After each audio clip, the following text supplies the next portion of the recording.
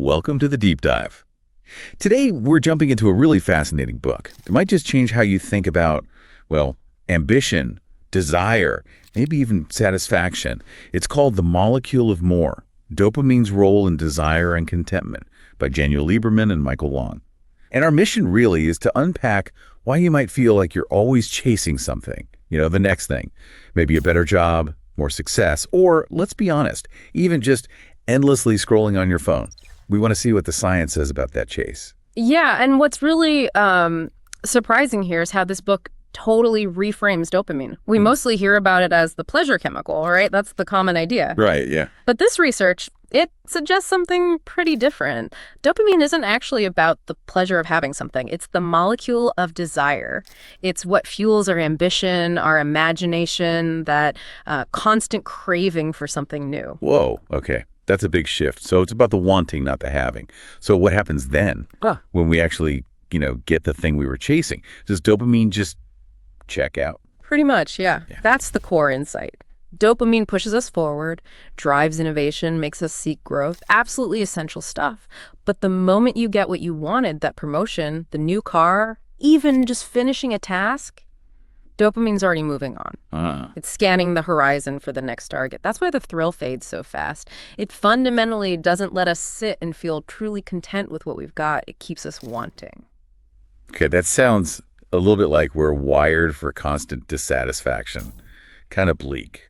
So if dopamine is always pushing us forward, wanting more, what helps us feel, grounded, right, satisfied? Right here, right now. Is there a counterbalance? Yes, absolutely. And that's crucial. The book contrasts dopamine with these other chemicals. The authors call them the here and now chemicals. Things like serotonin, oxytocin, endorphins.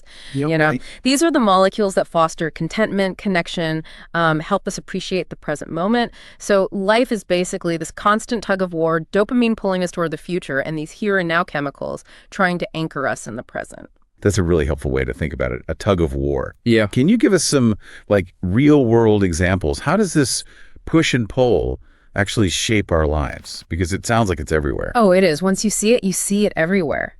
Take relationships, a new romance, that initial excitement, the intensity, that's heavily dopamine driven. The thrill of novelty, the chase. Makes sense. But lasting love, that deep, comfortable partnership, that relies more on the connection chemicals like oxytocin, appreciating the stable here and now.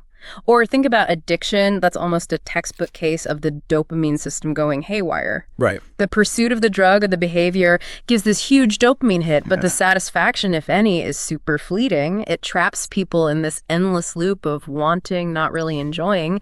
And the book even touches on how this might show up in, say, politics. Oh, interesting. How so? Well, it suggests maybe some political leanings reflect this. Minds perhaps more driven by dopamine-seeking progress, change, disruption, always looking ahead, while others might prioritize tradition, stability, preserving what works now, maybe aligning more with those here and now systems.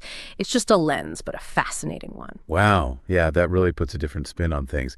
Makes you think how much of modern life is kind of engineered to keep that dopamine chase going. Yeah. Advertising, social media. So, okay, if we understand this now, what's the big takeaway? How do we manage this powerful molecule? Well, the main message is that dopamine is vital. We need it for progress, for setting goals, achieving things, absolutely. But if it's completely unchecked, there's no balance, that can lead straight to anxiety, addiction, this feeling that nothing's ever quite enough, constant dissatisfaction. Yeah. So the secret isn't getting rid of dopamine. You can't, and you wouldn't want to. It's about learning to use it like a tool. Harness that drive, for sure. But also consciously, deliberately find ways to anchor yourself in the present. Cultivate those here and now feelings. Find satisfaction in what you have, who you are. That's really powerful. This whole deep dive into the molecule of more, it definitely shifts how you think about your own drives, your own desires, that feeling of always reaching. Exactly. And it leaves you with a pretty important question to consider, doesn't it? Knowing this, how might understanding dopamine's real job change how you go after your goals? And maybe, just maybe, how you find actual satisfaction day to day? Definitely something to chew on, something to think about as you keep exploring that amazing thing, your own mind.